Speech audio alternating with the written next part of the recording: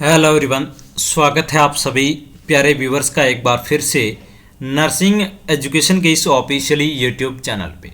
प्यारे दोस्तों, एक बार फिर से आप सभी का वेलकम है हमारे इस यूट्यूब चैनल पे। दोस्तों, वीडियो के अंदर बात करेंगे आज की जो क्लास नंबर आपकी कितनी रहने वाली है। यहाँ पे बात करें तो क्लास नंबर आपकी 15 यहाँ पे रहने वाली है। टोटल अपने आप सभी को पता है कि 14 क्लासेज ऑलरेडी हमने डिस्कस कर ली है, तो आज की 15 नंबर क्लास रहने वाली है। हर एक वो इंपॉर्टेंट क्वेश्चन आज की इस क्लास में डिस्कस करने वाले हैं जो कहीं ना कहीं आपके एग्जाम्स के पॉइंट ऑफ व्यू से बड़ा हेल्पफुल और कहीं ना कहीं आपको एग्जाम्स के अंदर देखने को मिलेगा। तो दोस्तों, बड़ी इंटरेस्टिंग आज की क्लास है। क्लास को स्टार्ट करने से पहले आप सभी से रिक्वेस्ट है कि चैनल पे आप फर्स्ट बार विजिट कर रहे हैं तो दोस्तों चैनल को सब्सक्राइब करना आपकी यहाँ पे रेस्पॉन्सिबिलिटी रहने वाली है। क्लियर चीज़ है, तो बिना टाइम वेस्ट किए आज की सेशन को स्टार्ट करते हैं। आज के दोस्तों सेशन का फर्स्ट क्वेश्चन आप सभी के लिए रहने वाला है। बड़ा इंटरेस्टिंग क्वेश्चन है। आप सभी लोग कमेंट बॉक्स के अंदर कमेंट जरूर करें। जी हाँ दोस्तों, आपकी रेस्पॉन्सिबिलिटी है कि आप क्वेश्चन को पढ़ें देन आंसर जरूर करें कि इसका क्या आंसर होने वाला है। तो आज के सेशन का यहाँ पे फर्स्ट क्वेश्चन रहने वाला है, विच of the following electrolyte imbalance Which of the following electrolyte imbalance occurs in the refeeding syndrome in TPN therapy. दोस्तों, टीपीएन थेरेपी है जो आपकी टोटल पेरेंटल थेरेपी के अंदर पेशेंट क्या हो रहा है, रीफीडिंग सिंड्रोम देखने को मिल रहा है, जिससे क्या हो रहा है कि इलेक्ट्रोलाइट इम्बैलेंस पेशेंट के अंदर देखने को मिल रहा है। क्या देखने को मिल रहा है? Electrolyte imbalance. तो ऐसी कौन सी कंडीशन है, कौन कौन से इलेक्ट्रोलाइट इम्बैलेंस आपको देखने को मिलेंगे? तो ऑप्शन की बात करें तो फर्स्ट ऑप्शन आपका रहने वाला है हाइपोकैलेमिया और हाइपोमैग्नीशियमिया या हाइपरनेट्रीमिया या फिर हाइपोफॉस्फेटिमिया, और ऑप्शन नंबर आपका बी रहने वाला है हाइपोकैलेमिया, हाइपोमैग्नीशियमिया और हाइपोनेट्रीमिया और हाइपोफॉस्फेटिमिया। ऑप्शन सी की बात करें तो हाइपरकैलेमिया, हाइपोमैग्नीशियमिया और हाइपरनेट्रीमिया और हाइपरफॉस्फेटिमिया। ऑप्शन डी की बात करें तो हाइपरकैलेमिया, हाइपोमैग्नीशियमिया और हाइपरनेट्रीमिया और हाइपोफॉस्फेटिमिया देखने को मिलेगा। दोस्तों, क्या कंडीशन यहाँ पे रहने वाली है? दोस्तों, क्वेश्चन में यहाँ पे पूछा गया है, सबसे पहले एक आपको ऑप्शन देखने को मिल रहा है कि रीफीडिंग सिंड्रोम क्या होता है। रीफीडिंग सिंड्रोम क्या होता है उसके बारे में बात कर लेते हैं। तो रीफीडिंग सिंड्रोम क्या होता है कि जो पेशेंट होता है अंडर न्यूट्रिशन होता है, उसके बाद में सडनली इनिशियली पेशेंट के अंदर क्या है, फीडिंग स्टार्ट कर दी जाती है। उस कंडीशन में पेशेंट के अंदर इलेक्ट्रोलाइट इम्बैलेंस देखने को मिलते हैं। उस कंडीशन को अपन क्या बोलेंगे? रीफीडिंग सिंड्रोम बोलेंगे। दैट मीन्स ये एक तरह की फेटल कंडीशन है। क्या है? फेटल कंडीशन यहाँ पे देखने को मिलेगी पेशेंट के अंदर। फेटल कंडीशन है ये एक तरह की। यहाँ पे आप लिख सकते हैं कि it is a fatal condition.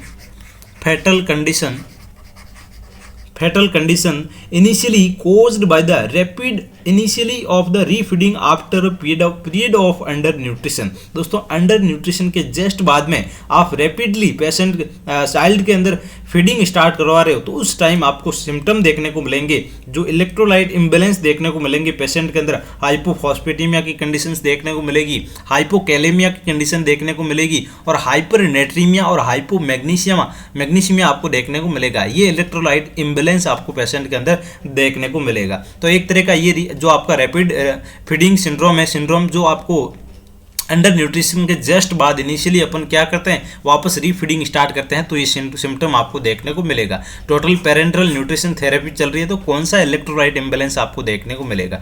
Option की बात करें तो फर्स्ट ऑप्शन यहाँ पे रहने वाला है आपका ऑप्शन नंबर। राइट आंसर की बात करें तो हाइपोकैलेमिया, हाइपोमैग्नीशियमिया और हाइपरनेट्रीमिया। दैट मीन सोडियम का लेवल यहाँ पे बढ़ रहा है और फॉस्फेट का लेवल वापस कम हो रहा है। तो राइट आंसर की बात करें तो ऑप्शन नंबर आपका यहाँ पे फर्स्ट यहाँ पे राइट आंसर रहने वाला है। ए नंबर ऑप्शन आपका राइट आंसर रहने वाला है। आप सभी को पता है कि इसमें जो कौन कौन से इलेक्ट्रोलाइट इम्बैलेंस देखने को मिलेंगे। हाइपोकैलेमिया, दैट मीन्स जो आपका कैल्शियम का लेवल कम देखने को मिलेगा, पोटेशियम का लेवल कम देखने को मिल रहा है और मैग्नीशियम का लेवल भी कहीं ना कहीं डिक्रीज देखने को मिल रहा है और हाइपरनेट्रीमिया सोडियम का लेवल ज़्यादा देखने को मिल रहा है और फॉस्फेट का लेवल भी कहीं ना कहीं कम देखने को मिलेगा। तो 3 इलेक्ट्रोलाइट कम देखने को मिल रहे हैं। सबसे पहले बात करें तो पोटेशियम का लेवल कम देखने को मिल रहा है, उसके बाद में आपका मैग्नीशियम का लेवल भी कहीं ना कहीं आपको कम देखने को मिल रहा है, उसके बाद में बात करें तो इंक्रीज देखने को मिल रहा है क्या, सोडियम का लेवल। तो सोडियम का लेवल ज़्यादा देखने को मिल रहा है, वहीं फॉस्फेट का लेवल वापस कहीं ना कहीं आपको कम देखने को मिल रहा है। क्लियर चीजें, ये कहीं ना कहीं इलेक्ट्रोलाइट इम्बैलेंस आपको रीफीडिंग सिंड्रोम्स के अंदर देखने को मिलेंगे। नेक्स्ट क्वेश्चन की ओर मूव करते हैं। दोस्तों बड़ा शानदार क्वेश्चन है, आप क्वेश्चन को अच्छे से रीड करें देन आंसर पुटअप करें। आपकी स्क्रीन पे दोस्तों क्वेश्चन यहाँ पे रहने वाला है, आज का क्वेश्चन नंबर 2 रहने वाला है। बड़ा दोस्तों शानदार क्वेश्चन है, क्वेश्चन को आप अच्छे से रीड करें देन आंसर पुटअप करें। दोस्तों आपकी रेस्पॉन्सिबिलिटी रहेगी कि इस क्लास को मैक्सिमम दोस्तों के साथ में शेयर जरूर करें, यह आपकी रेस्पॉन्सिबिलिटी दोस्तों यहाँ पे रहने वाली है। चलिए क्वेश्चन को डिस्कस करते हैं। A nurse is caring for a patient with a suspected diagnosis of the gestational hypertension. जी हाँ दोस्तों, एक पेशेंट है जिसके अंदर क्या है, गैस्टेशनल हाइपरटेंशन देखने को मिल रहा है। The nurse assess the patient expecting to note which set the finding if gestational diabetes is present. दोस्तों गैस्टेशनल डायबिटीज पेशेंट के अंदर प्रेजेंट है तो क्या आपको सिम्टम यहाँ पे देखने को मिलेगा। पेशेंट के अंदर क्या देखने को मिल रहा है, गैस्टेशनल हाइपरटेंशन देखने को मिल रहा है। दैट मीन्स जब प्रेगनेंसी के पीरियड के टाइम पेशेंट के अंदर हाइपरटेंशन देखने को मिल रहा है तो क्या आपको फाइंडिंग देखने को मिलेगी, क्या नर्स है वो फाइंडिंग असेस करने वाली है पेशेंट के अंदर जेस्टेशनल डायबिटीज का जो पेशेंट है उसके अंदर यहाँ पे हाइपरटेंशन की कंडीशन देखने को मिल रही है। ऑप्शन की बात करें तो आपका फर्स्ट ऑप्शन रहने वाला है यहाँ पे एडिमा और ketonuria and obesity. Option number B आपका रहने वाला है एडिमा और tachycardia and ketonuria. Option number C रहने वाला है ग्लाइकोसूरिया, हाइपरटेंशन एंड ओबेसिटी देखने को मिलेगी, या फिर elevated blood pressure and protein urea. तो आप सभी को पता है कि राइट आंसर की अपन बात करें तो सबसे पहले बात करें तो यहाँ पे ब्लड प्रेशर ज़्यादा हो रहा है, हाइपरटेंशन की कंडीशन है तो ब्लड प्रेशर भी बढ़ रहा है और साथ में दोस्तों प्रोटीन यूरिया की कंडीशन भी देखने को मिल रही है। क्लियर चीज़ है, कहीं ना कहीं डायबिटिक मेलाइटिस की कंडीशन है पेशेंट के अंदर तो प्रोटीन यूरिया ज़्यादा रहेगा और साथ में दोस्तों बात करें तो ब्लड प्रेशर एलिवेटेड देखने को मिलेगा। तो राइट आंसर की बात करें तो ऑप्शन नंबर आपका यहाँ पे डी राइट आंसर रहने वाला है।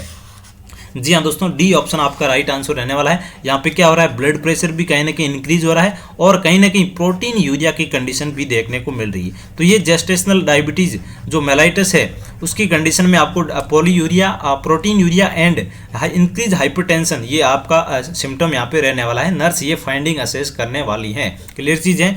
नेक्स्ट वन क्वेश्चन की ओर मूव करते हैं दोस्तों। आज का बड़ा सेशन है, इंपॉर्टेंट रहने वाला है। आज का सेशन दोस्तों कहीं ना कहीं थोड़ा लंबा रहेगा, आपको वो हर एक इंपॉर्टेंट जो कहीं ना कहीं आपके लिए एग्जाम के पॉइंट ऑफ व्यू से इंपॉर्टेंट है वो क्वेश्चंस आज के इस सेशन में अपन डिस्कस करने वाले हैं।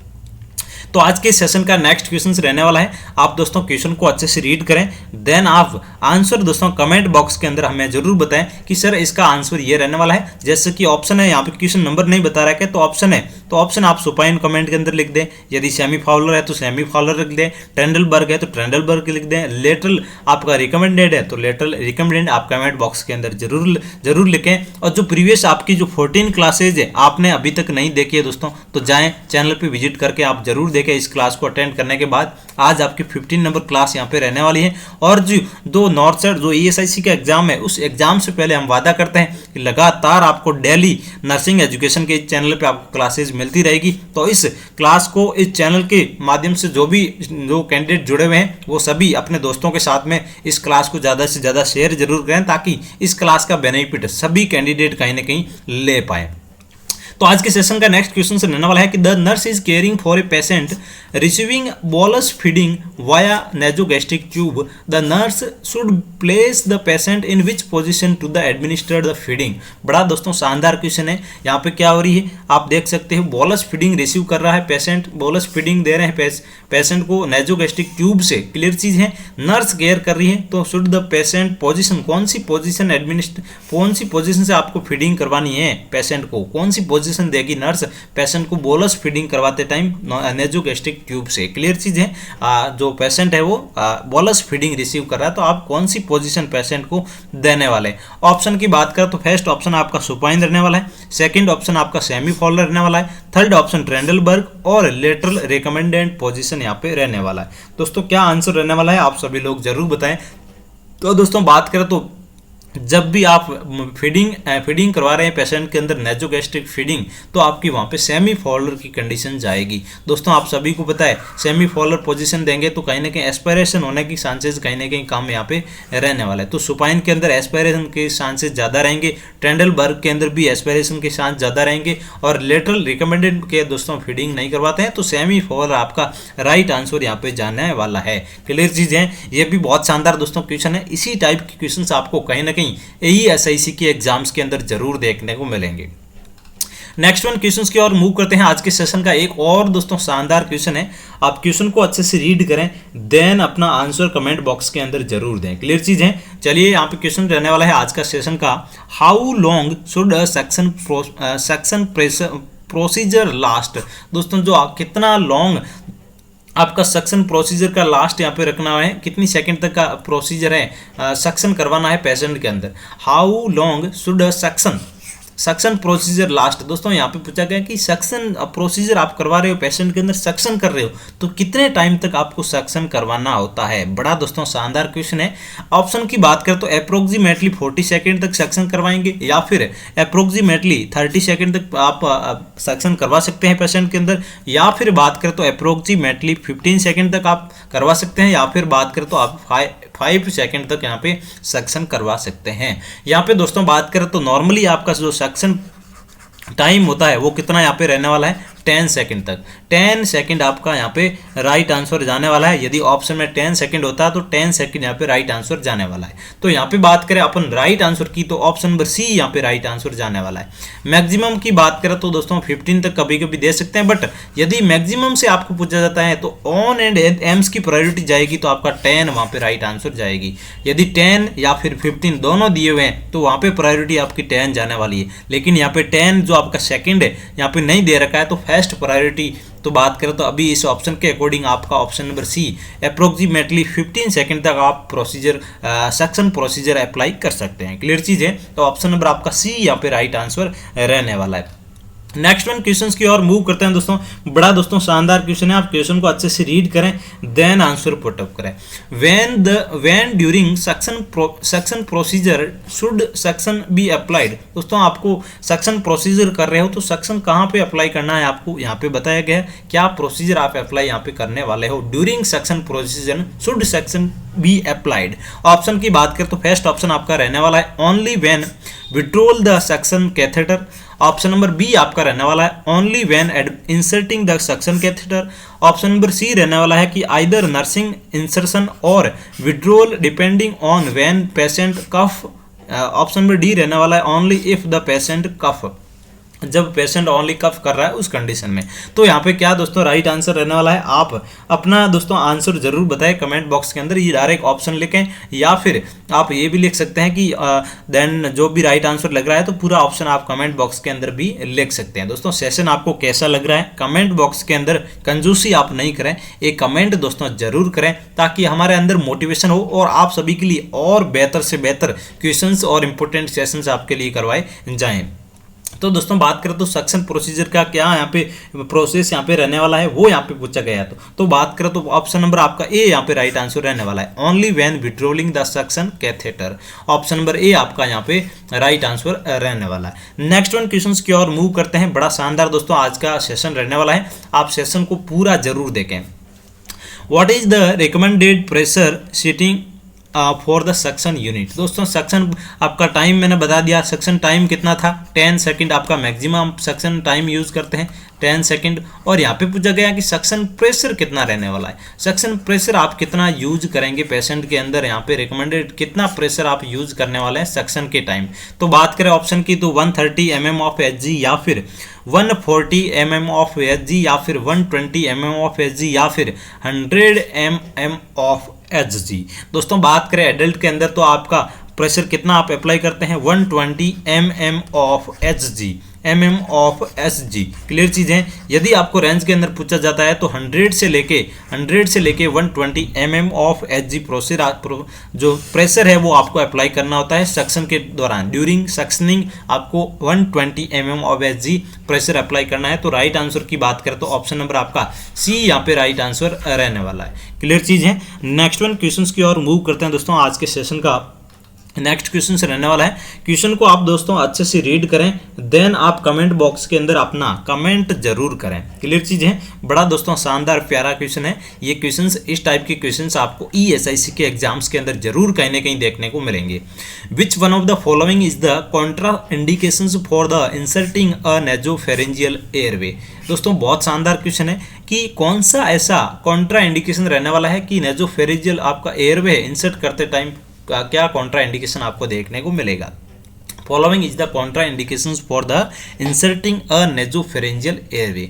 जो आपका नेजोफेरेंजियल एयरवे है उस टाइम आप इंसर्ट कर रहे तो कौन सा इंडिकेशन आपको कॉन्ट्रा इंडिकेशंस देखने को मिलेगा, किस कंडीशन में आपको जो फेरेंजियल एयरवे है वो इंसर्ट नहीं करना है। क्लियर चीज है। ऑप्शन की बात करें तो फर्स्ट ऑप्शन रहने वाला है कि the patient is able to tolerate an oropharyngeal airway. Option number B, the patient has the fractured basal skull. Option number C, the patient is the hypoxemia. Option D is the patient has a chest infection. किस condition में दोस्तों Contra indication यहाँ पे रहने वाला है। तो आप सभी को पता है कि यदि बेसल जो आपका स्कल का फ्रैक्चर आपको देखने को मिल रहा है तो उस कंडीशन में आपको कहीं ना कहीं जो नेजोफेरेंजियल एयरवे है वो नहीं एडमिनिस्टर करना है, नहीं आपको यहाँ पे इंसर्ट करना है नेजोफेरेंजियल एयरवे। तो राइट आंसर की बात करें तो आपका ऑप्शन नंबर बी यहाँ पे राइट आंसर रहने वाला है। बड़ा दोस्तों शानदार ये क्वेश्चन है। इस टाइप के प्रायोरिटी बेस्ड क्वेश्चंस आपको ईएसएच के एग्जाम्स के अंदर जरूर देखने को मिलेंगे। नेक्स्ट क्वेश्चंस की ओर मूव करते हैं दोस्तों। बहुत शानदार क्वेश्चन है, एक बार फिर से आप सभी के लिए। Which of the following are the possible indications for performing suction. दोस्तों पॉसिबल इंडिकेशन पूछा गया है कब, जब आप सक्शनिंग परफॉर्म कर रहे हैं उस कंडीशन में कि सक्शन किस टाइम आप परफॉर्म करेंगे, पॉसिबल इंडिकेशन कौन सा यहाँ पे रहने वाला है। ऑप्शन के हिसाब से हम डिसाइड करेंगे किसकी प्रायोरिटी यहाँ पे जाने वाली है। ऑप्शन नंबर फर्स्ट रहने वाला है कि normal air entry on the auscultation. Option B रहने वाला है कि the patient has effective cough. Option C रहने वाला है कि reduced oxygen saturation level. Option D की बात करें तो नॉर्मल रेस्पिरेशन रेट। दोस्तों किस कंडीशन में आप सक्शन यहाँ पे परफॉर्म करने वाले हैं, तो इंडिकेशन यहाँ पे पूछा गया है कि किस कंडीशन में आप सक्शन यहाँ पे परफॉर्म करने वाले हैं। आप सभी लोग अपना आंसर जरूर दें दोस्तों। जब आप सभी को पता है कि ऑक्सीजन सैचुरेशन कहीं ना कहीं कम देखने को मिल रही है उस कंडीशन में आपको क्या करना है, सक्शन परफॉर्म करना है। ऑप्शन नंबर सी आपका यहाँ पे राइट आंसर रहने वाला है। Reduce oxygen saturation level, that means oxygen saturation level कम हो रहा है उस कंडीशन में आपको क्या करना है, सक्शन परफॉर्म करना है। सक्शन परफॉर्म कितने सेकंड तक करते हैं, मैक्सिमम आपका 10 सेकंड बताया था मैंने। एडल्ट के अंदर बात करें तो 120 mm ऑफ Hg आपका नॉर्मल प्रेशर यूज किया जाता है एक एडल्ट मेल के अंदर या फिर फीमेल के अंदर। क्लियर चीज है। ये सक्शनिंग से रिलेटेड आपको क्वेश्चंस जरूर पूछे जाएंगे दोस्तों। और भी ऐसे फंडामेंटल के जो प्रायोरिटी बेस्ड क्वेश्चंस आते हैं वो कहीं ना कहीं आपको मैं जरूर कहीं ना कहीं करवाने वाला हूं। नेक्स्ट वन क्वेश्चंस की ओर मूव करते हैं दोस्तों। बड़ा दोस्तों शानदार क्वेश्चन है, आप क्वेश्चन को अच्छे से रीड करें देन अपना आंसर जरूर दें दोस्तों। क्लियर चीज है। क्वेश्चन को आप अच्छे से रीड करें देन आंसर पुटअप करें। नेक्स्ट वन क्वेश्चन रहने वाला है आज के इस सेशन का।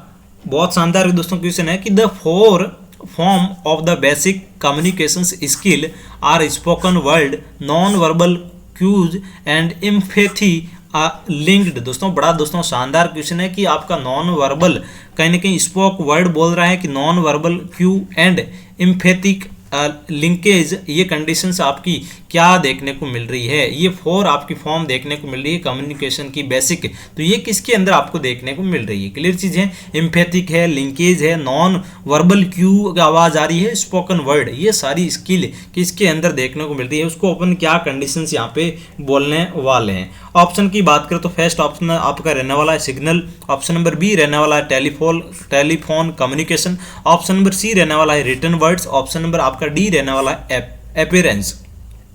दोस्तों आपकी बात करें तो इसका राइट आंसर क्या रहने वाला है, जो रिटन वर्ड है यहाँ पे राइट आंसर रहने वाला है। इस क्वेश्चंस के अकॉर्डिंग बात करें तो ऑप्शन नंबर सी आपका यहाँ पे राइट आंसर जाने वाला है।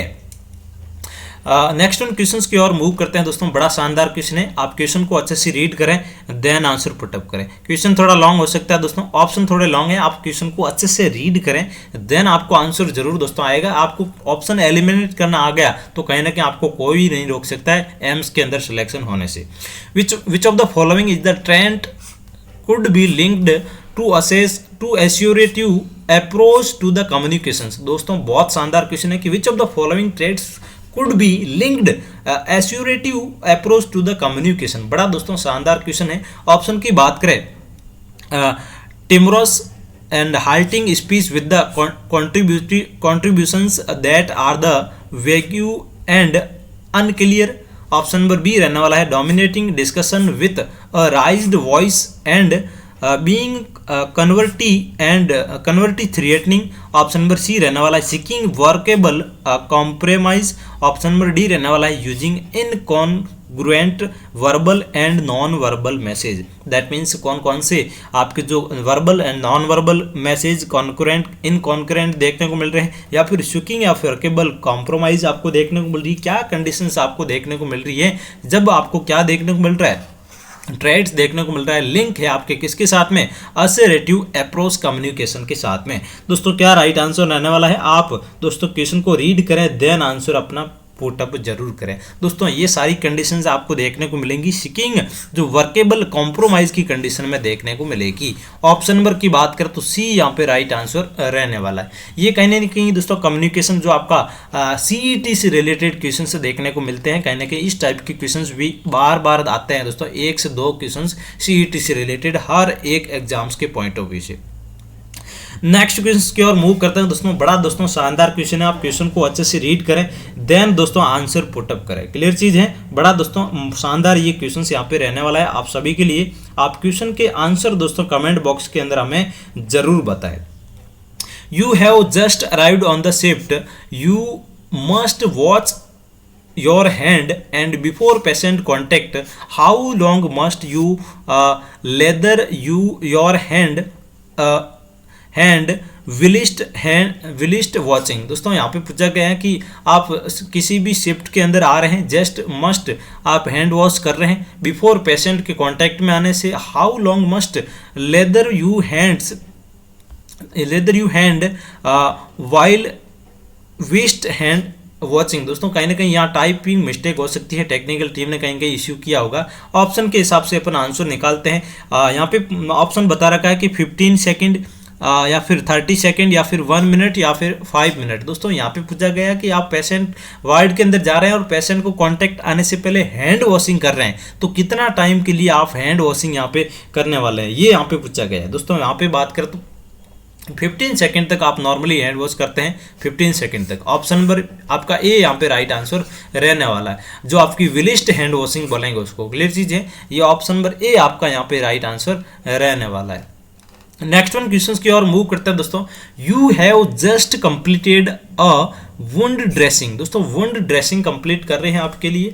You and have to dispose the solid materials which of the following method of the disposable approach. दोस्तों वुंड ड्रेसिंग पेशेंट के अंदर की जा रही है और किसके अंदर आप डिस्पोज करने वाले हैं, जो आपका ड्रेसिंग मटेरियल है वो यहाँ पे पूछा गया है कि कौन से कलर कोड के बैग के अंदर आप यहाँ पे डालने वाले हैं।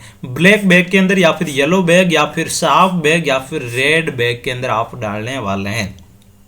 दोस्तों बड़ा प्यारा क्वेश्चन है, आप इस क्वेश्चन का आंसर जरूर दें दोस्तों कमेंट बॉक्स के अंदर कि आपका जो ड्रेसिंग मटेरियल है वो आपके कौन से कलर कोड के अंदर आप डिस्कार्ड करने वाले हैं। आप सभी को पता है कि जो भी ह्यूमन एनाटॉमिकल वेस्ट होते हैं, जो भी टिश्यूज होते हैं, ये सभी आपको येलो बैग के अंदर आपको डिस्कार्ड करने होते हैं। ह्यूमन या फिर एनाटॉमिकल, जो एनिमल एनाटॉमिकल है, ह्यूमन एनाटॉमिकल है, ड्रेसिंग है, जो साइटोटॉक्सिक, जो आपका एक्सपायर्ड मेडिसिन है, ये सारी चीज़ें आपको येलो बैग के अंदर आपको डिस्कार्ड करनी होती हैं। और जो भी जितनी भी रबर की मटेरियल्स होते हैं, रबर के मटेरियल, वो आपको किसके अंदर डिस्कार्ड करने होते हैं। रबर मटेरियल्स हमेशा आप सभी को पता है कि इसके अंदर जाएगा, रेड कलर के अंदर जाएगा। और ब्लैक के अंदर बात करें तो ब्लैक के अंदर जो आपका जनरल वेस्ट है, जनरल वेस्ट जितना भी होता है वो आपका किसके अंदर जाने वाला है, जनरल वेस्ट हमेशा आपका ब्लैक बैग के अंदर जाने वाला है। तो ये बेसिक आपका यहाँ से क्वेश्चन बनते हैं बीएमडब्ल्यू से रिलेटेड, बायोमेडिकल वेस्ट से रिलेटेड। आपको अलग से एक सेपरेट क्लास कहीं ना कहीं प्रोवाइड करवाई जाएगी ताकि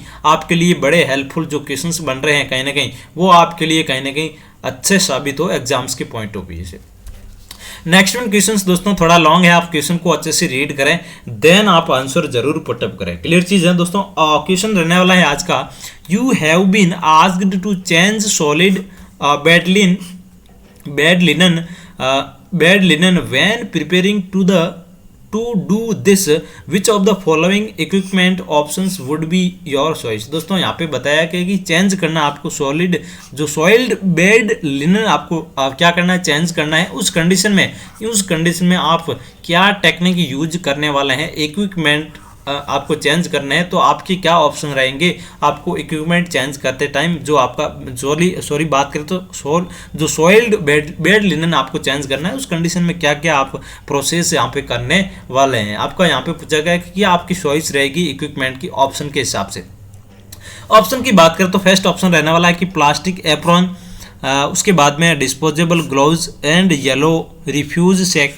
ऑप्शन नंबर बी रहने वाला प्लास्टिक एप्रॉन, उसके बाद में disposable gloves and linen buggy. Option number C रहने वाला plastic apron and disposable gloves and linen buggy with red alginate bag, warm water with the general purpose cleaner and yellow refuse sack. Option number D रहने वाला plastic apron, disposable gloves and linen buggy with the red alginate bag and alcohol wipe and yellow refuse sack. दोस्तों क्या right answer रहने वाला है?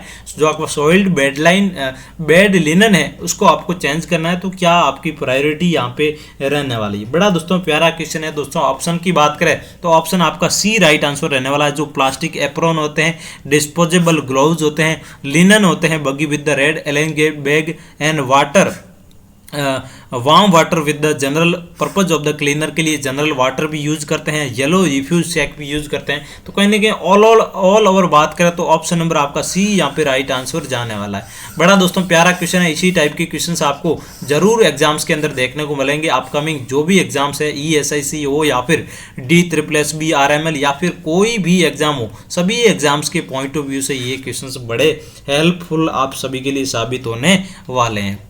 Next one questions की ओर move करते हैं दोस्तों। एक बार फिर से बहुत शानदार दोस्तों क्वेश्चन है, आप क्वेश्चन को अच्छे से रीड करें देन आंसर पुटअप करें। क्लियर चीज है, क्वेश्चन को आप अच्छे से रीड करें, आप सभी को क्वेश्चन अच्छे से विजिबल हो रहा होगा। क्लियर चीज है जी हाँ। अब आप क्वेश्चन की बात करें, नेक्स्ट वन क्वेश्चन रहने वाला आप सभी के लिए बड़ा दोस्तों शानदार क्वेश्चन है कि before administering any medications the 5 rights to medication. दोस्तों मेडिसिन के 5 राइट्स होते हैं एडमिनिस्ट्रेशन करते टाइम, तो कौन कौन से रहने वाले हैं? Should be checked this are rights. दोस्तों वो कौन से राइट हैं जो आपको पेशेंट के अंदर चेक करने हैं मेडिकेशन के बिफोर एडमिनिस्ट्रेशन एनी मेडिसिन। कोई भी आप मेडिसिन दे रहे हो, बिफोर मेडिसिन आपको कौन से राइट्स आपको कहने के चेक करने हैं? बिफोर मेडिकेशन पेशेंट के अंदर कौन कौन से जो राइट्स हैं वो आपको यूज करने हैं। राइट्स पूछे गए हैं कि आपका क्या अधिकार है कि मेडिसिन देने से पहले पेशेंट के अंदर आप चेक करने वाले हैं। ऑप्शन की बात करें तो first option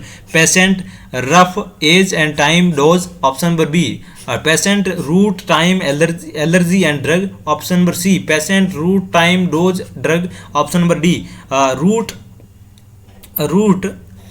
time location dose या फिर ड्रग। क्या राइट आंसर रहने वाला है? आप सभी लोग जरूर बताएं दोस्तों। पेशेंट के अंदर आप सभी को बताया कि सबसे पहले राइट पेशेंट होना चाहिए, राइट डोज होनी चाहिए, राइट टाइम पे राइट डोज और ड्रग। ऑप्शन नंबर आपका सी यहाँ पे राइट आंसर जाने वाला है। बड़ा इंटरेस्टिंग क्वेश्चन है दोस्तों। ऑप्शन नंबर सी आपका यहाँ पे राइट आंसर रहने वाला है। नेक्स्ट वन क्वेश्चंस की ओर मूव करते हैं दोस्तों। नेक्स्ट वन आज के सेशन का क्वेश्चन रहने वाला है, बड़ा शानदार क्वेश्चन है। एक बार फिर से आप क्वेश्चन को अच्छे से रीड करें देन दोस्तों आंसर पुटअप करें। क्लियर चीज है, बड़ा इंटरेस्टिंग क्वेश्चन है कि intramuscular injection should be given at. दोस्तों इंट्रामस्कुलर IM इंजेक्शन है, कितने एंगल पे आप यहाँ पे देने वाले वो यहाँ पे पूछा गया है। तो आप सभी को पता है कि IM इंजेक्शन 90 डिग्री के एंगल पे देते हैं और जो सबक्यूटेनियस इंजेक्शन होता है वो 45 डिग्री के एंगल पे आपको एडमिनिस्टर करना होता है। नेक्स्ट वन बात करें तो इंट्रा आपका वेस्कुलर होता है, वो कहीं ना कहीं 30 से लेकर 35 डिग्री के एंगल पे एडमिनिस्टर करना होता है। और जो इंट्राडर्मल होता है आपका, वो कहने की इंट्राडर्मल स्किन के अंदर एडमिनिस्टर करना होता है। 10 to 15 डिग्री के एंगल पे आपको एडमिनिस्टर करना होता है। ये एंगल आपको याद करने बहुत ही दोस्तों जरूरी रहने वाला है। तो दोस्तों बात करें ऑप्शन की, फर्स्ट ऑप्शन रहने वाला है कि 90 डिग्री एंगल, सेकंड आपका 45, उसके बाद में 60 डिग्री, उसके बाद में 15 डिग्री। तो दोस्तों राइट आंसर की बात करें तो ऑप्शन नंबर आपका ए यहाँ पे राइट आंसर जाने वाला है। 90 डिग्री पे आपको एडमिनिस्टर करना है IM इंजेक्शन। तो ऑप्शन नंबर आपका ए यहाँ पे राइट आंसर रहने वाला है। 40 डिग्री मैंने बता दिया सबक्यूटेनियस यहाँ पे रहने वाला है, 60 डिग्री रॉन्ग है, और 15 डिग्री की बात करें तो इंट्राडर्मल रूट आपका रहने वाला है। इस रूट से आपको इंजेक्शन एडमिनिस्टर करना होता है। क्लियर चीज है, इंट्रामस्कुलर इंजेक्शन ये आपको 90 डिग्री के एंगल पे एडमिनिस्टर करना होगा। नेक्स्ट वन क्वेश्चन रहने वाला है आज के सेशन का, बड़ा प्यारा क्वेश्चन है दोस्तों। क्वेश्चन को आप अच्छे से रीड करें, देन आंसर पुट अप करें। क्लियर चीज है, बड़ा प्यारा क्वेश्चन है आप सभी के लिए। Physician interventions to help protected patient against the effect of the fall should not induced, should not include. कौन सा इंटरवेंशन यहाँ पे इंक्लूड नहीं किया गया है? पेशेंट के अंदर फिजिकल इंटरवेंशन हो रहा है, help to protect patient against the effect of the fall. Patient गिरने के कौन कौन से प्रोटेक्शन आप यूज करने वाले हैं, पेशेंट के लिए हेल्प करने वाले हैं प्रोटेक्शन, दैट मीन्स फॉल होने से, गिरने से, और कौन सा एक ऐसा जो इंटरवेंशन है वो आपको यहाँ पे नहीं करना होगा। ऑप्शन की बात करें तो मेडिकेशंस रिव्यू, उसके बाद में balance training, music muscles strengthening exercise और फिजिकल रीस्ट्रेन। दोस्तों क्या कंडीशंस यहाँ पे राइट आंसर रहने वाली है, आप अपना व्यू अपना कमेंट बॉक्स के अंदर जरूर दें दोस्तों। क्लियर चीज है, तो बात करें तो दोस्तों राइट आंसर की नॉट पूछा गया कि कौन सा इंक्लूड नहीं यहाँ पे रहने वाला है। मेडिकेशन का रिव्यू यहाँ पे रहने वाला है, बैलेंस ट्रेनिंग यहाँ पे रहने वाला है, मसल्स स्ट्रेंथनिंग एक्सरसाइज आपको करनी है, बट फिजिकल रीस्ट्रेन आपको पेशेंट को नहीं करना है। तो यहाँ पे बात करें तो ऑप्शन डी आपका यहाँ पे राइट आंसर जाने वाला है। क्लियर चीज है, ऑप्शन नंबर डी आपका यहाँ पे राइट आंसर जाने वाला है। नेक्स्ट वन क्वेश्चन की ओर मूव करते हैं दोस्तों। बड़ा शानदार क्वेश्चन है, आप क्वेश्चन को अच्छे से रीड करें दोस्तों। आप खुद को इवैल्यूएट करने के लिए कमेंट बॉक्स के अंदर कमेंट जरूर करें दोस्तों कि इसका क्या आंसर यहाँ पे रहने वाला है। The part of the body most commonly fractured when an elder person's fall is। दोस्तों when patient part of the body most commonly fractured हो जाता है, पेशेंट जब गिरता है एल्डरली पर्सन, तो कौन सा मोस्ट कॉमन बॉडी का पार्ट आपको यहाँ पे फ्रैक्चर देखने को मिलेगा, कौन सी बोन यहाँ पे फ्रैक्चर होने वाली है। एक पेशेंट कौन सा है, ओल्डर पेशेंट है, ओल्डर पर्सन है, ओल्डर पर्सन के अंदर मोस्ट कॉमन कौन सी बोन यहाँ पे फ्रैक्चर होने वाली है, कौन सी बोन फ्रैक्चर आपको देखने को मिलेगी, एक एडल्ट पेशेंट यहाँ पे रहने वाला है। तो दोस्तों बात करें एडल्ट पेशेंट के अंदर कौन सी ऑप्शन की बात करें तो नेक ऑफ द फीमर या फिर फ्लेंजेसिस या फिर स्कल या फिर टेबिया। क्या दोस्तों राइट आंसर रहने वाला है? तो दोस्तों बात करें जो आपका ओल्डर पर्सन है उसके अंदर मोस्ट कॉमन जो फीमर का नेक है वो फ्रैक्चर होने के चांसेस यहाँ पे रहने वाले हैं। ऑप्शन नंबर ए आपका राइट आंसर रहने वाला है। ये आपका मोस्ट कॉमन फ्रैक्चर देखने को मिलता है एडल्ट पर्सन के अंदर। क्लियर चीजें, तो ऑप्शन नंबर आपका ए राइट आंसर रहने वाला है कि नेक है जो फीमर का वो कहीं ना कहीं फ्रैक्चर आपको देखने को मिलेगा। नेक्स्ट वन क्वेश्चंस की ओर मूव करते हैं दोस्तों। बड़ा शानदार बड़ा इंपॉर्टेंट ये क्वेश्चंस आप सभी के लिए रहने वाला है। The Glasgow comma scale major which 3 aspect of the patient neurological response. दोस्तों जो आपका ग्लासगो GCH स्केल है, आपकी ग्लासगो कॉमा स्केल, उसके लिए कौन से 3 जो आपका न्यूरोलॉजिकल असेसमेंट के लिए मेजर आप यूज करने वाले हो। क्लियर चीजें, ऑप्शन की बात करें तो best I verbal and motor response, best I verbal and प्यूपिल response, best प्यूपिल response temperature या फिर ब्लड प्रेशर, और ब्लड प्रेशर रेस्पिरेशन रेट या फिर पल्स। ये कंडीशन दोस्तों बात करें तो GCS के अंदर आप सबसे पहले ईवीएम याद रखना है आपको कि आई रेस्पॉन्स, वर्बल और motor, I verbal and motor, ये तीनों चीजें आप पेशेंट के अंदर देखने को मिलती है, GCS के अंदर चेक करते हैं। तो सबसे पहले बात करें तो बेस्ट आई रेस्पॉन्स देखते हैं, वर्बल रेस्पॉन्स देखते हैं और मोटर रेस्पॉन्स देखते हैं। ऑप्शन नंबर ए आपका यहाँ पे राइट आंसर रहने वाला है। बड़ा इंटरेस्टिंग दोस्तों ये क्वेश्चन था, ये कहीं ना कहीं आपको एग्जाम्स के अंदर जरूर देखने को मिलता है। एक और क्वेश्चन बनता है आपके नॉर्सेट के अंदर काफी बार आया हुआ कि एक मिनिमम कितना GCS स्कोर होता है और मैक्सिमम कितना स्कोर होता है। मिनिमम की बात करें तो 3 होता है और मैक्सिमम की बात करें तो आपका कितना स्कोर आपको देखने को मिलेगा, 15 देखने को मिला। तो रेंज की बात करें तो 3 से लेके 15 आपकी रेंज देखने को मिलती है GCS स्कोर के अंदर। तो उसमें आप सभी को पता है कि आपको जो आपका आई रेस्पॉन्स होता है उसमें 4 स्कोर आपका होता है और 4 स्कोर देते हैं हाईएस्ट, और अलग अलग 4 कंपोनेंट होते हैं, और जो आपका वर्बल होता है उसमें 5 होता है, और कहीं ना कहीं मोटर रेस्पॉन्स के अंदर 6 स्कोर देते हैं। तो ये आपको टोटल मिला के 15 टोटल स्कोर आपको देखने को मिलता है। उसमें आपको अलग अलग कंडीशंस देखने को मिलती है, जब अलग अलग रेस्पॉन्स के हिसाब से आपको अलग अलग मार्किंग करनी होती है। GCS को अपन अलग से डिस्कस करेंगे बहुत अच्छे से दोस्तों। नेक्स्ट वन क्वेश्चन की ओर मूव करते हैं दोस्तों। बड़ा इंपॉर्टेंट क्वेश्चन है, आप क्वेश्चन को पूरा अच्छे से रीड करें देन आंसर पुट अप करें। What minimum frequency should GCS be used at the first 2 hours of observations in the patient with the recent history of the head injury. दोस्तों recently head injury है patient के अंदर, और question में पूछा गया कि minimum frequency what should be GCS used at the first 2 hours of the observation in the patient with recent history of the head injury. दोस्तों रिसेंट पेशेंट के अंदर हेड इंजरी हुई है और पेशेंट के अंदर फर्स्ट 2 आवर्स के अंदर जीसीएस आपको ऑब्जर्वेशन करना है, तो कितने टाइम में आप करने वाले हैं? एवरी 30 मिनट करेंगे, एवरी 40 मिनट, या फिर एवरी 50 मिनट, या फिर एवरी 60 मिनट आप क्या है जीसीएस यहाँ पे चेक करने वाले हैं। तो बात करें तो आपका यदि हेड इंजरी का पेशेंट है तो रिसेंटली हिस्ट्री है, तो आपको मिनिमम बात करें तो एवरी 30 मिनट के अंदर आपको क्या है जीसीएस स्कोर चेक करना है। एवरी 30 मिनट पेशेंट के अंदर रेस्पॉन्स चेक करना होगा जीसीएस का। तो ऑप्शन नंबर आपका ए यहाँ पे राइट आंसर रहने वाला। बड़ा दोस्तों शानदार क्वेश्चन है, इसी टाइप के क्वेश्चंस आपको अपकमिंग एग्जाम्स के अंदर जरूर देखने को मिलेंगे। नेक्स्ट क्वेश्चंस की ओर मूव करते हैं दोस्तों। आज के सेशन का नेक्स्ट क्वेश्चन आप सभी के लिए रहने वाला है दोस्तों। क्वेश्चन बड़ा इंटरेस्टिंग है।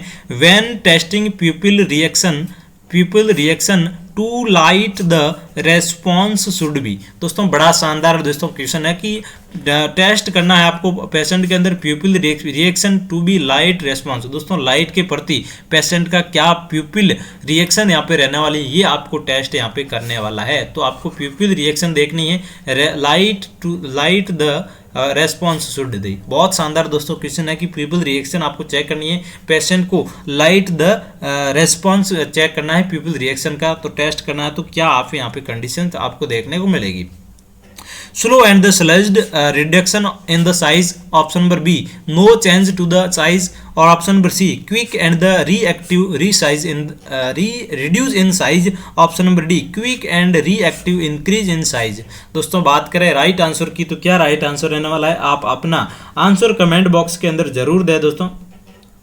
क्या कंडीशंस आपको देखने को मिल रही है पेशेंट के अंदर जो प्यूपिल रिएक्शन देखने को मिल रही है, उस कंडीशन में आपका क्या राइट आंसर रहने वाला है? आप दोस्तों अपना कमेंट बॉक्स के अंदर जरूर आंसर पुट अप करें। बड़ा दोस्तों शानदार क्वेश्चन है। तो आपको क्या चेक करना है?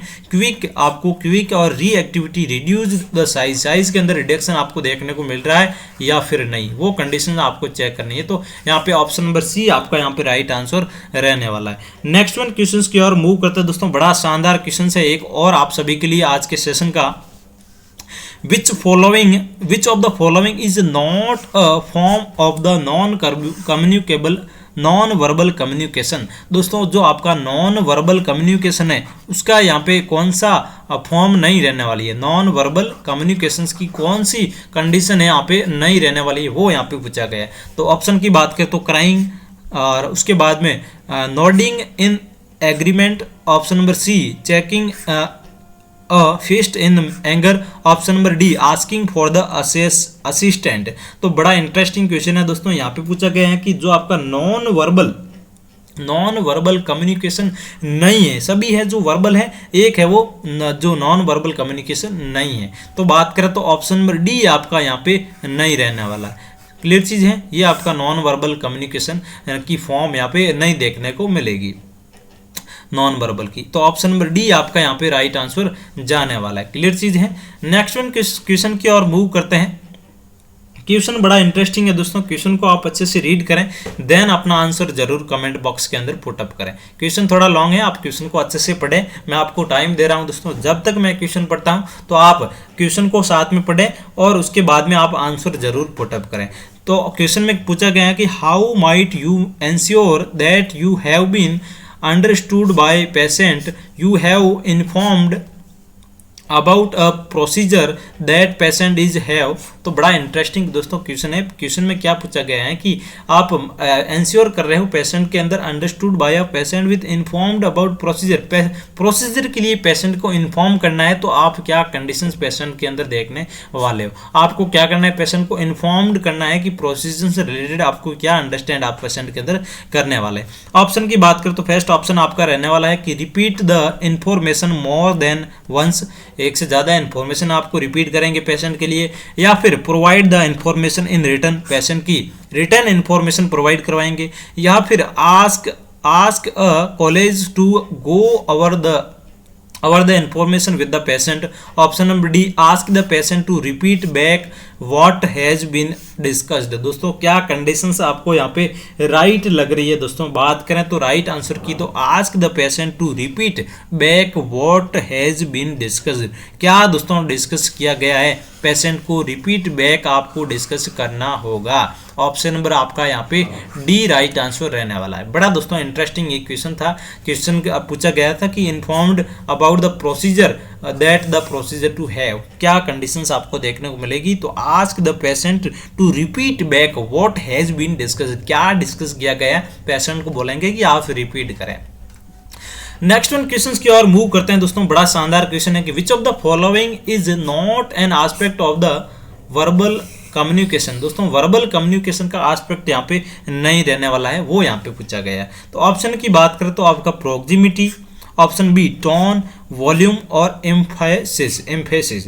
दोस्तों क्या राइट आंसर रहने वाला है आप जरूर बताएं। दोस्तों सभी कंडीशंस है वो वर्बल कम्युनिकेशन की है, लेकिन एक है वो यहाँ पे नहीं है। तो दोस्तों बात करें तो एम्फेसिस भी होती है आपकी वर्बल कम्युनिकेशन की एस्पेक्ट रहने वाली है, वॉल्यूम भी होता है और टोन भी होता है, बट प्रोक्सिमिटी यहाँ पे नहीं देखने को मिलती है। प्रोक्सिमिटी यहाँ पे राइट आंसर रहने वाला है, नॉट पूछा गया है, तो ये आपकी कंडीशन यहाँ पे नहीं देखने को मिलेगी। बाकी तीनों कंडीशन यहाँ पे देखने को मिलेगी वर्बल कम्युनिकेशन की। क्लियर चीज है, वर्बल कम्युनिकेशन की कंडीशन यहाँ पे रहने वाली है। तो ये आज की सेशन में दोस्तों क्वेश्चन थे, एक दो क्वेश्चन और डिस्कस कर लेते हैं, और जो रिमेनिंग और इंपॉर्टेंट जो क्लासेज हैं वो आपको डेली मिलती रहेगी, तो चैनल के साथ में बने रहें।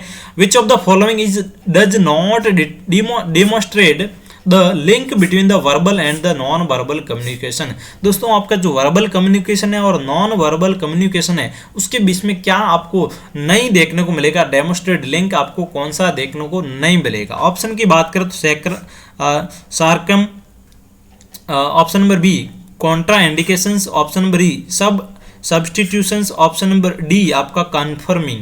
दोस्तों क्या राइट आंसर रहने वाला है आप आंसर जरूर कमेंट बॉक्स के अंदर बताएं कि क्या कंडीशंस आपको देखने को मिलेगी। तो बात करें राइट आंसर की, तो दोस्तों ऑप्शन नंबर ए आपका यहाँ पे राइट आंसर रहने वाला है। सार्केज्म की कंडीशन यहाँ पे देखने को नहीं मिलेगी, बाकी सभी कंडीशन यहाँ पे देखने को मिलेगी। तो यहाँ पे पूछा गया कि not demonstrate to link between the verbal and normal जो नॉन वर्बल कम्युनिकेशन है उसके बीच में कौन सी कंडीशन यहाँ पे लिंक्ड नहीं है, बाकी सभी यहाँ पे लिंक्ड यहाँ पे रहने वाली है। तो ऑप्शन नंबर ए आपका यहाँ पे राइट आंसर रहने वाला है। नेक्स्ट वन क्वेश्चन की ओर मूव करते हैं दोस्तों। बड़ा शानदार क्वेश्चन है, क्वेश्चन आप अच्छे से पढ़े दोस्तों, बड़ा लैंग्वेज वाला ये क्वेश्चन है, आप इसको अच्छे से रीड करें, आप कहीं ना कहीं आंसर जरूर पुटअप कर पाएंगे। Which of the following is an appropriate way to answer a telephone in a professional capacity. दोस्तों प्रोफेशनल कैपेसिटी के अकॉर्डिंग टेलीफोन का आपको आंसर देना है, तो आपका एक प्रॉपर वे क्या रहने वाला है। कोई भी टेलीफोन का आपको आंसर करना है तो उसका एक प्रॉपर वे क्या रहने वाला है, आपको आंसर करना है। बड़ा दोस्तों शानदार है क्वेश्चन। ऑप्शन नंबर ए आपका रहने वाला है हेलो, ऑप्शन नंबर बी रहने वाला है hello trauma ward to student nurse Ujala how may I help you, क्या मैं आपकी हेल्प कर सकता हूं। जो ट्रोमा वार्ड के अंदर दो के अंदर जो नर्स स्टूडेंट है उजाला, क्या मैं आपकी हेल्प कर सकता हूं, ऐसे बोलेंगे। या फिर hi there who is this, आप कौन है। Option number D so I just said to him no chance ओहो हेलो कैन आई स्पीक, क्या कैन आई हेल्प यू, क्या मैं आपकी हेल्प कर सकता हूं। ये दोस्तों ऑप्शन आप सभी के लिए रहने वाला है। यहाँ पे प्रोफेशनल क्या रहने वाला है, टेलीफोन का आंसर आप देने वाले हैं, क्या प्रोफेशनल आपका एप्रोप्रिएट वे आपका यहाँ पे रहने वाला है। बड़ा दोस्तों इंटरेस्टिंग क्वेश्चन है, बड़ा शानदार दोस्तों क्वेश्चन है। तो बात करें यहाँ पे राइट आंसर की, तो आपका यहाँ पे राइट आंसर रहने वाला है, सबसे पहले आप बोलेंगे हेलो ट्रोमा वार्ड 2 से हम बात कर रहे हैं, स्टूडेंट नर्स उजाला हाउ कैसे, क्या मैं आपकी हेल्प कर सकती हूँ, क्या मैं आपकी हेल्प कर सकता हूँ, क्या आई हेल्प यू, क्या मैं आपकी हेल्प कर सकता हूँ। इस टाइप का आपको ये प्रोफेशनल वे के अंदर रहने वाला है। ये आपका एप्रोप्रिएट आपका आंसर देने का यहाँ पे टेलीफोन का एक वे है, प्रोफेशनल कैपेसिटी यहाँ पे रहने वाली है आंसर देने की। तो ऑप्शन नंबर आपका यहाँ पे बी राइट आंसर रहने वाला है। दोस्तों आज की सेशन में अपने इतने क्वेश्चंस डिस्कस करेंगे, और जो भी अपकमिंग सेशंस होंगे उन सभी सेशन के अंदर दोस्तों बड़े इंपॉर्टेंट बड़े हेल्पफुल जो क्वेश्चंस आपके एग्जाम्स के पॉइंट ऑफ व्यू से रहने वाले हैं वो हम हर एक क्वेश्चन आप तक डिलीवर करेंगे, जो कहीं ना कहीं बार बार आपको रिपीटेडली देखने को मिलते हैं। तो आप सभी लोग अपना प्यारा सा कमेंट जरूर कमेंट बॉक्स के अंदर करें कि आपको क्लास कैसी लगी, हम लगातार आप सभी के लिए मेहनत कर रहे हैं दोस्तों। आप अपना कमेंट बॉक्स के अंदर एक कमेंट जरूर करें। वीडियो पसंद आया दोस्तों लाइक जरूर करें और दोस्तों के साथ में इस वीडियो को शेयर जरूर करें। जो भी आपके पास में ग्रुप है उन सभी ग्रुप्स के अंदर हमारे जो वीडियोज़ हैं नर्सिंग एजुकेशन के सभी आग की तरह फैला दें। दोस्तों जाने से पहले आप सभी के लिए एक पॉजिटिव थॉट कि ईश्वर का दिया हुआ कभी है जो ईश्वर का दिया हुआ कभी अल्फ नहीं होता, जो टूट जाए वो संकल्प नहीं होता। और हार को लक्ष्य से दूरी रखना दोस्त, क्योंकि मेरी जो हार को लक्ष्य से दूरी रखना मेरे दोस्त, क्योंकि जीत का कोई विकल्प नहीं होता और हम पैदा हुए हैं जीतने के लिए। संकल्प सिर्फ एक है, जब तक तोड़ेंगे नहीं तब तक छोड़ेंगे नहीं। थैंक यू सो मच दोस्तों, thank you so much for watching this class.